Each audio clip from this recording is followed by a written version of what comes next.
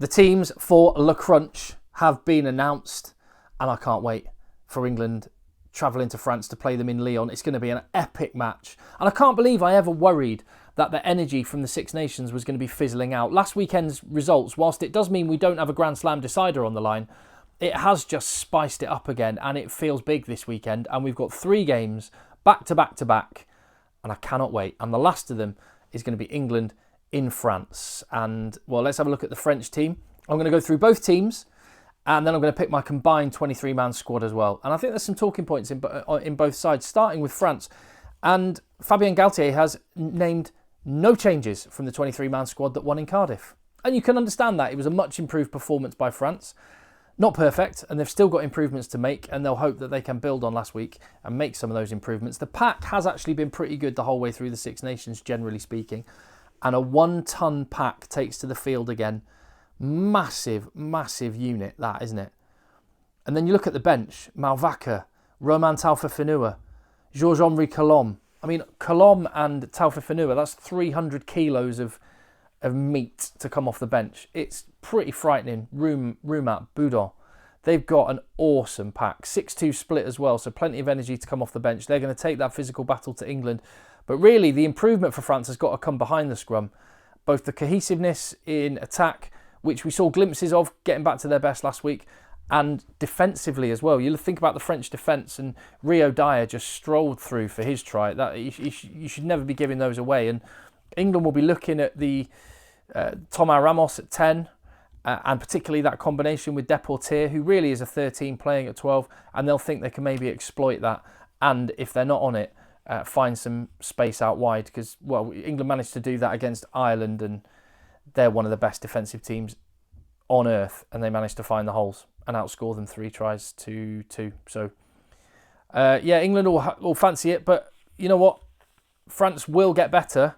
They're on home turf. Leo Barret looked a little bit edgy last week at fullback. He's got a game under his belt. Same for Deportier. So we will see. They look very, very good. There will be no lack of motivation for France for this one.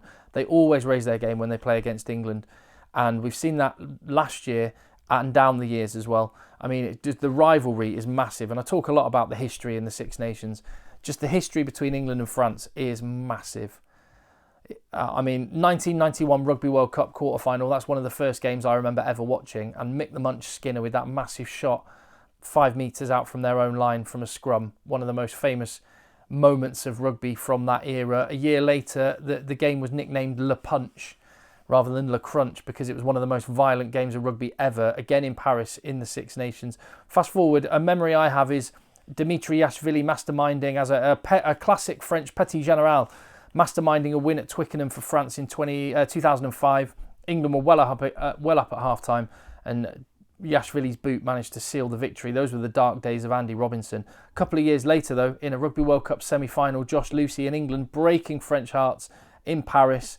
There's a lot of edge. And 2015, I remember this one. Jules Plisson getting absolutely folded like a deck chair in one of the best legal hits of all time from Courtney Lawes, which was the little spark that ignited a crazy match and a brilliant England performance, 55-35, if you remember that bonkers Super Saturday back in 2015. What a day that was.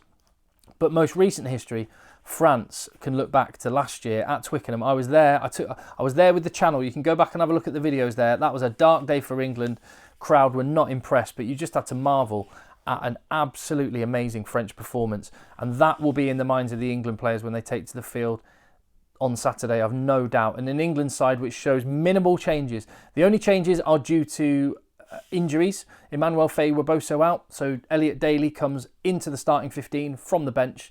Now, based on the comments that I've seen in the channel on the video I posted the other day, that will not go down well with a lot of England fans. What do you think about that? Get stuck in down below. While you're there, give the video a thumbs up. It helps me. It doesn't take you any time or cost you any money. It helps me reach other rugby fans. It's just me, and I want to find as many rugby fans as possible. So that'd be great. And if I haven't already, I hope I earn your subscription. Yeah, what do you make of Elliot Daly on the wing? As I say, I think based on the video the other day, it will be fairly unpopular. I'll come back to that in a minute. Let me just wrap up the changes. Ethan Roots as well, predictably coming in for Chandler Cunningham South on the bench. And Manu Tuilalangi wearing the number 23 shirt. I want to start on that one firstly, before I get into Elliot Daly and the players in the starting 15. That's the one selection I have the biggest question mark next to is Manu Tuolangi. Mainly because Henry Slade is a 13, Elliot Daly can play 13, and Tommy Freeman can play 13. In fact, Elliot Daly and Tommy Freeman have both played 13 for England for part of the game in the last 2 matches. So to have a player covering centre wearing the 23 shirt, what happens if a winger goes down? Presumably that would mean Ollie Lawrence would have to go onto the wing. Is that the best? This says to me that Steve Borthwick does not trust Tom Roebuck or Will Muir yet. Because this is surely the moment where you would pick one of those 2 players. I understand for a big game and away in France, you want your experienced heads on the field.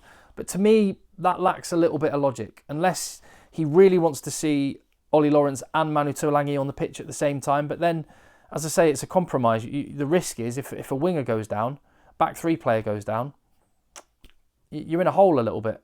So that's the selection that I have the biggest issue with.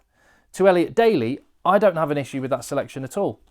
I've already said on the video earlier in the week, I would like Caden Murley to be in the picture as far as England is concerned. And I can understand other people thinking guys like Adam Radwan would have deserved a shot. I have absolutely no problem with Elliot Daly being picked, however. And I think there is a tendency, this happens a lot, I think. There's a strange way we judge people differently based on their age. Players who are in their 30s get judged overly harshly, I think. And players that are very young get judged probably unfairly positively. Henry Arundel has been a great example. He was kind of... I mean, if Henry Arundel was as good as people were imagining or describing that he was, he would be the greatest player in the world. And I think this is it. He's got incredible upside and amazing potential, but we sort of judge young players based on what they could be, not on what they are right now. And I think when you look at the players that England have available to them right now, I'd argue Elliot Daly's probably the best selection. If Anthony Watson were fit, probably him.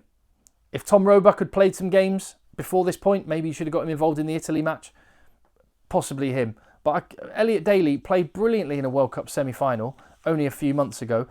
They don't hand out British and Irish Lions test caps, and he's got 5 of them over the last 2 tours. I think he's a player that's really unfairly criticised, and I think he's the best option England have got in the circumstances. And the same with George Ford, ditto. Weirdly, George Ford, as I mentioned on the video the other day, I just don't get it. He's getting criticism. He missed some points off the tee last week. Yeah, he absolutely did. Owen Farrell has done that in the past. Marcus Smith has done that in the past. George Ford's a big game player. I'm sure this week he'll have put right whatever the technical issue was with his kicks. But you go back and watch that England v Ireland game. George Ford was instrumental in that win.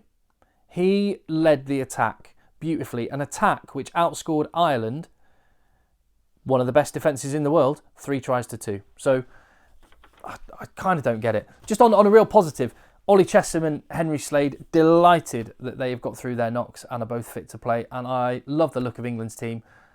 Bit worried if a back 3 player goes off, however. Tell me what you think in the comments down below. Here's my combined team. If you had access to all 23 players and you were going shirt 1 v shirt 1, so Baye against Genge, Marchand against George, and so on, what would your team look like? I've gone for an all-French front row. I've gone for an all-England second row. Now, Thibaut Flamont was very much in my thoughts at second row because he is immense, but he's just come back from injury, and Itoje and Martin were just immense last week. So that was my thinking there. And in the back row, I have shifted Charles Olivon to the blind side and shifted Ben Earl to the 7 just to get the best 3 players. They are the best 3 back row players on the field. And what a back row that is, by the way. As for the back line, we'll have a look at that. England dominate. Obviously, no Antoine Dupont. I've gone for Mitchell over Le Garrec. Le Garrec was ace last week. I think Mitchell's tempo was outstanding. George Ford over Thomas Ramos at 10. If Thomas Ramos were the fullback, he would be in at fullback. Tommy Freeman over BLBRA. He's class, but I love Tommy Freeman's work and just the physicality he brings. Ollie Lawrence over Deportier Ficku over Slade, Penno over Daly, and Furbank over Barre. I mean, I wouldn't have imagined a year ago that I would be picking 5 England backs out of a combined backline. That's something, and I don't think that's just recency bias based on the game we just watched last weekend. I think those are fair selections based on the personnel that's on the field. Tell me what you think. As for the bench, I think this is where France absolutely in the front 5, in the pack in general, and particularly the forwards on the bench, massive impact. So we will see. Oh, what have sorry, that should be Mo Afana on the bench for France as well. My mistake. So yeah, I think France have got the edge on the bench and up front. England, I think, can weirdly, and I can't believe I'm saying this, can look at a poorish by their standards French defence and a much improved attacking game of their own and be thinking there's points out there in Lyon. I can't wait for the game. Bring it on. Tell me what you think about that. My combined team on the selections, my thoughts on the England personnel, Tuolangi on the bench, Daly starting, Ford ahead of Smith. Let me know in the comments down below and give the video a thumbs up, hit subscribe. I'll see you on the next one. I cannot wait for this weekend.